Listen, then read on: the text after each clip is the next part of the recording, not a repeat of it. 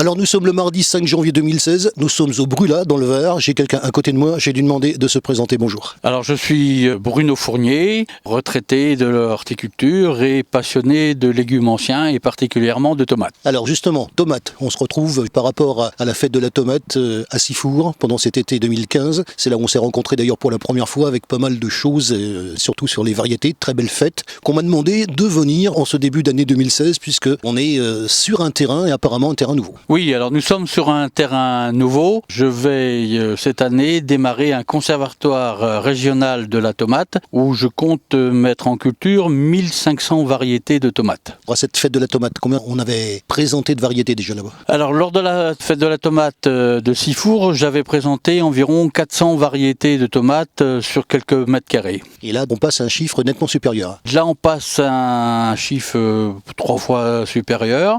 J'espère qu'il y aura, le temps permettra de présenter le maximum de variétés. Le minimum espéré est de 1000 variétés, si plus, suivant le temps et la saison. Alors j'ai appris aussi qu'il y avait un nom d'association. Oui, alors en tant que collectionneur de tomates, il y a un an, je me suis rendu dans l'Ariège à un séminaire où Tom Wagner, un hybrideur américain de tomates, venait faire 2 jours de conférence. Et suite à ce séminaire, nous avons créé un groupe international européen qui s'appelle Tater Mater Seed Europe Group. Nous sommes maintenant environ 350 membres de représentants 50 pays et au lieu de l'Europe, nous avons maintenant une couverture mondiale. Cette association qui était partie sur un groupe Facebook va se concrétiser cette année par une association loi 1901 officielle pour la France, peut-être pour une ONG au niveau européen. Les statuts sont en cours actuellement. Je reviens justement sur le terrain où on est.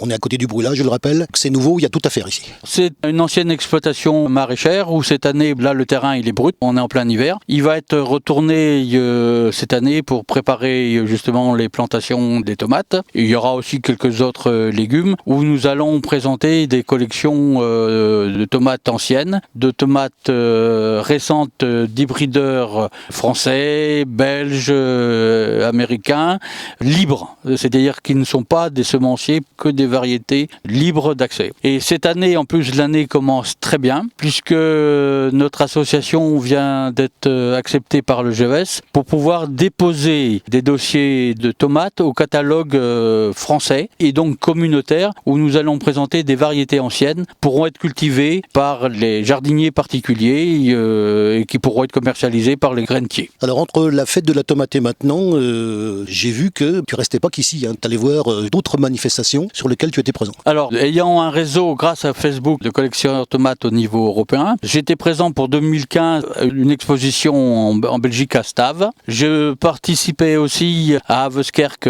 dans le nord de la France et j'ai participé à une petite exposition de tomates aux Pays-Bas. J'essaye avec mes amis collectionneurs de présenter les tomates anciennes et aussi de présenter la biodiversité et de combattre les contrefaçons de tomates. Notre but est de montrer au public les variétés anciennes ou les variétés modernes gustatives plutôt que des variétés industrielles sans goût, sans saveur, qui ressemblent, mais que c'est comme le Canada Dry, ça ressemble au champagne, mais c'est pas du champagne. Alors, puisque je découvre qu'il y a donc une association derrière, ça c'est intéressant d'ailleurs de le préciser, quel est le programme de l'association pour justement cette année 2016? En 2015, j'ai commencé à rencontrer de vive vue les amis Facebook, au lieu d'être uniquement des amis numériques. J'ai commencé à travers la France et la Belgique, les Pays-Bas. Quand on se voit, on partage beaucoup mieux. Cette année, nous allons continuer dans ce sens. J'ai reçu pour ce fait, et c'est là que j'ai fait connaissance de Dominique Personne et de son fils Julius, qui est le plus jeune collectionneur de tomates de notre groupe et même en Europe, puisqu'il a seulement 17 ans. Nous voyons en lui un nouveau spécialiste dans le domaine de la tomate pour l'Europe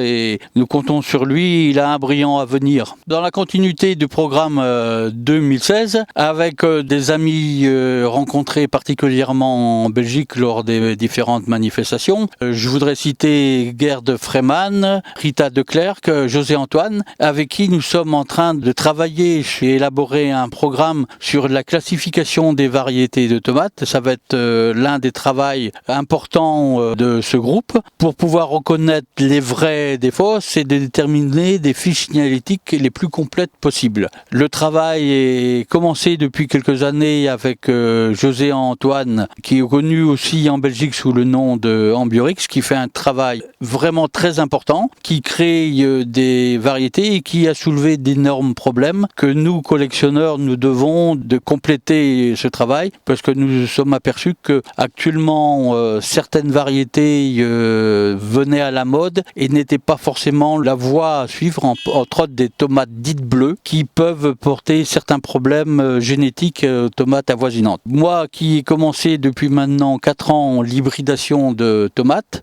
c'est peut-être l'occasion d'en parler. Je travaille sous une couleur qui va du bleu au noir. J'espère cette année avec les échantillons obtenus des lignées avoir une tomate qui aura la couleur chocolat et j'espère dédier cette année 2016 la variété chocolat personne. Alors si je comprends bien le sens de la démarche générale, depuis justement cette fête de la tomate à Sifour, l'objet c'est de montrer et d'apprendre aux gens toutes ces variétés de tomates qu'on ne connaissait pas nécessairement. Oui, tout à fait. Il existe, puisque d'un autre côté, j'ai commencé à établir un directory des variétés de tomates existantes dans le monde. Le chiffre que je vais vous annoncer va vous surprendre. J'ai actuellement répertorié à ce jour 21 000 variétés de tomates inscrites et répertoriées avec les sources sûres. Je ne suis pas à la fin. Je pense qu'il y a encore environ 10 000 variétés que je vais pouvoir rajouter à ce répertoire que j'ai dans mes tablettes et ça demande beaucoup de travail.